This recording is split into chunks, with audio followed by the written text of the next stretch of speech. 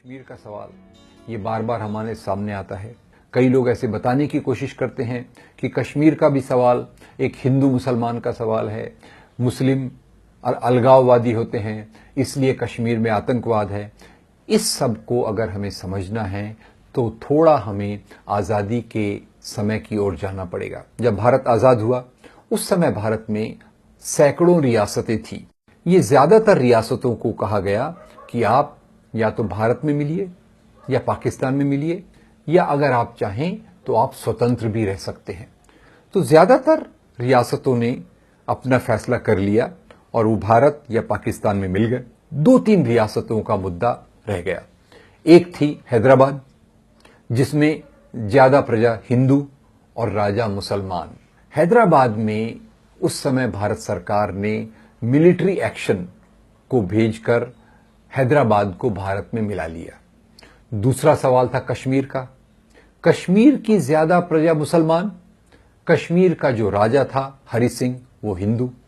ऐसे मौके पर पाकिस्तान चाहता था कि कश्मीर पाकिस्तान में मिल जाए। महाराजा हरि सिंह ने यह फैसला किया कि वो न पाकिस्तान में मिलना चाहते हैं न हिंदुस्तान में मिलना चाहते हैं। वो एक स्वतंत्र राज्य के रूप में कश्मीर को विकसित करना चाहते थे। पाकिस्तान ने कबायलियों के भेष में अपनी फौज को भेजा और ये फौज ने जब कश्मीर पे आक्रमण किया तो कश्मीर के राजा हरि सिंह उस समय डर गए। उसी समय कश्मीर में एक जन आंदोलन था, एक जन पार्टी थी जिसका नाम था नेशनल कॉन्फ्रेंस और इसके नेता का नाम था शेख अब्दुल्ला। पाकिस्तान के कबायलियों द्वारा इस प्रकार के आक्रमण के बाद राजा हरि सिंह ने अपने दूत को भारत सरकार के पास भेजा और निवेदन किया कि वे पाकिस्तानी फौज को हराने के लिए भारत की फौज भेजें। भारत के सामने जब यह प्रस्ताव आया तो भारत के प्रधानमंत्री ने कहा, कश्मीर तो एक स्वतंत्र राज्य है, एक स्वतंत्र राज्य में हम अपनी आर्मी को कैसे भेज सकते हैं। जब ये बात कही गई तो शेख अब्दुल्ला ने पंडित नेहरू को निवेदन किया कि हम पाकिस्तान में नहीं मिलना चाहते, कैसे भी करके हमें आप फौज भेजिए जिससे हम पाकिस्तान में न मिलें। कश्मीर के राजा और भारत की सरकार के बीच में एक समझौता हुआ। समझौता ये था कि कश्मीर भारत के साथ मिलेगा पर पूरा इसमें विलय नहीं होगा। कश्मीर को स्वायत्तता, ऑटोनॉमी दी जाएगी। और ऐसा फैसला किया गया कि सारी जो कश्मीर के मुद्दे हैं वो कश्मीर की असेंबली देखेगी, 4 मुद्दों को छोड़कर। ये 4 मुद्दे जो भारत सरकार देखने वाली थी वो ये थे, सुरक्षा, विदेश विभाग, करेंसी और कम्युनिकेशन, ये दिल्ली सरकार देखेगी और बाकी सब के लिए कश्मीर को पूरी तौर से स्वायत्तता होगी। जब कश्मीर भारत में मिला तो उस समय शर्त यह थी कि कश्मीर के अंदर भी प्रधानमंत्री होगा, भारत का भी प्रधानमंत्री होगा। कश्मीर का सदर रियासत होगा, भारत का प्रेसिडेंट होगा। कश्मीर का अपना संविधान होगा, भारत का अपना संविधान होगा। इस शर्त पर भारत की फौज कश्मीर में गई और उसने 2/3 हिस्से को पार करके पाकिस्तान की फौज को रोका। तो अब 2/3 कश्मीर भारत में आ गया, 1/3 कश्मीर पाकिस्तान के साथ चला गया। उस समय लॉर्ड माउंटबेटन, जो भारत के पहले गवर्नर जनरल थे, उन्होंने सरकार को सलाह दी कि हम ये मुद्दा यूनाइटेड नेशंस में ले जाएंगे। मुद्दा यूनाइटेड नेशंस में ले जाया गया। यूनाइटेड नेशंस ने कहा कि कश्मीर का भारत में विलय या पाकिस्तान में जाना, इसके पहले जनमत संग्रह कराया जाना चाहिए।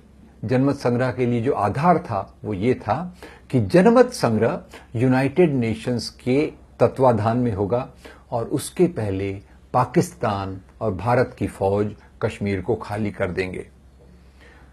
कश्मीर के लोगों को ऑप्शन दिया जाएगा, चुनाव दिया जाएगा कि आप अपनी राय जाहिर कीजिए, आपको पाकिस्तान में मिलना है, भारत में मिलना है या स्वतंत्र रहना है।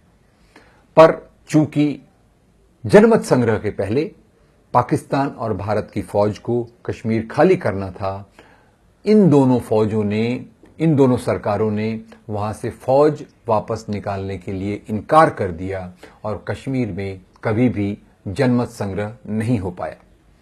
इसके बाद जब कश्मीर का 2/3 हिस्सा भारत के साथ आ गया आर्टिकल 370 को लेकर, तो उसके बाद भारत के अंदर के सांप्रदायिक तत्वों ने सरकार पर दबाव लाना शुरू किया कि आप कश्मीर की स्वायत्तता, कश्मीर की ऑटोनॉमी को खत्म करो। ये जब बात भारत सरकार से उठने लग गई तो शेख अब्दुल्ला, जो कश्मीर के प्रधानमंत्री चुनकर आए थे, उन्हें लगा कि भारत कश्मीर की स्वायत्तता को खत्म करेगा।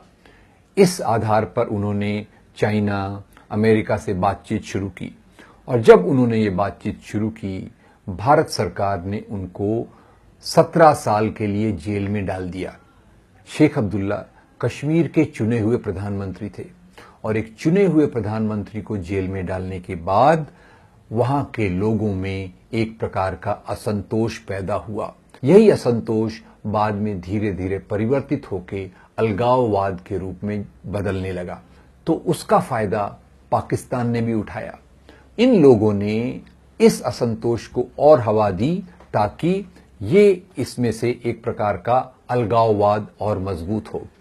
इसी बीच लगातार भारत सरकार ने कश्मीर में कभी भी निष्पक्ष चुनाव नहीं होने दिए, और इस कारण कश्मीर की जनता को और भी असंतुष्ट होना पड़ा। 1980 के दशक के बाद जो अलकायदा के लोग अफगानिस्तान में थे, अफगानिस्तान से कुछ अलकायदा के लोग कश्मीर में आ गए, कुछ पाकिस्तान के ट्रेंड मिलिटेंट्स आतंकवादी वो कश्मीर में आ गए, और कश्मीर के अंदर एक बहुत खतरनाक परिस्थिति पैदा हो गई। 3 प्रकार के आतंकवादी कश्मीर के अंदर के बने हुए, अलकायदा से आए हुए और पाकिस्तान से आए हुए, और इसी के साथ भारत की फौज का बढ़ना भी वहां एक बहुत बड़ी संख्या में होता रहा। तो इस परिस्थिति में अलगाववाद ने आतंकवाद का रूप लेना चालू कर दिया। कश्मीरियत, ये जो कश्मीर की सभ्यता है, ये कश्मीरियत 3 सिद्धांतों पर आधारित है। सबसे पहला वेदांत, दूसरा सूफी संतों के शिक्षा, और तीसरा बुद्ध धर्म के सिद्धांत। ये तीनों को मिला जुलाकर कश्मीरियत की बात बनती है। पर 1980 के दशक में जब वहां आतंकवाद बढ़ने लग गया, तो आतंकवाद ने वहां के कश्मीरी पंडितों को काफी परेशान किया, और इससे डरकर कश्मीरी पंडितों को कश्मीर की घाटी छोड़कर जम्मू और दूसरे प्रांतों में आना पड़ा। जैसे कश्मीरी पंडितों ने बड़ी संख्या में घाटी को छोड़ा, वैसे ही बहुत बड़ी संख्या में मुसलमानों ने भी घाटी को छोड़ा, क्योंकि वहां की असुरक्षा बहुत बढ़ गई। ये जो परिवर्तन हुए, इसके कारण आतंकवाद बहुत बढ़ा, कश्मीरी पंडितों को बहुत तकलीफ हुई, और इसी के साथ भारत ने ज्यादा से ज्यादा अपनी फौजों को वहां भेजना चालू कर दिया। तो कश्मीर की जनता 2 प्रकार से परेशान, एक तरफ आतंकवाद, दूसरी तरफ भारतीय आर्मी द्वारा एक प्रकार से दूसरी परिस्थिति का निर्माण। अब इसी बीच जब धीरे धीरे परिस्थिति सुधरने लग गई, तो लोगों के बीच में आशा जगने लग गई, और ये आशा का निर्माण हुआ जब चुनावों को स्वतंत्र रूप से कराया गया 2002 में।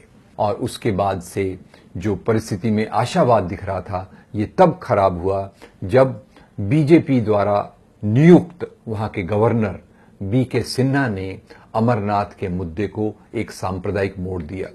जो अमरनाथ की यात्रा स्थानीय मुसलमानों के द्वारा संयोजित की जाती थी, उन्होंने स्थानीय मुसलमानों के हाथ से लेकर श्राइन बोर्ड बना दिया, और फिर उस जगह की जंगल की जमीन जो कानून के हिसाब से किसी को नहीं दी जा सकती, उस जंगल की जमीन को उन्होंने श्राइन बोर्ड के नाम पे हस्तांतरित कर दिया, और यहीं से कश्मीर की जनता में एक प्रकार से फिर से निराशा और हताशा आई। ये निश्चित रूप से BK सिन्हा द्वारा की गई एक शैतानी थी, जिसके कारण कश्मीर का सुलझता हुआ सवाल आज फिर से उलझ गया है। लोगों में पहले से एक असंतोष था, और इस अमरनाथ विवाद के कारण वो असंतोष को एक और हवा मिली है। अगर हम कश्मीर के लोगों को अपनी आजादी से जीने की दें, और हमने आजादी के समय पर जो आर्टिकल 370 और स्वायत्तता के नियम रखे थे, उन नियमों को हम लाएं तो निश्चित रूप से जम्मू कश्मीर की समस्या आसानी से हल की जा सकती है।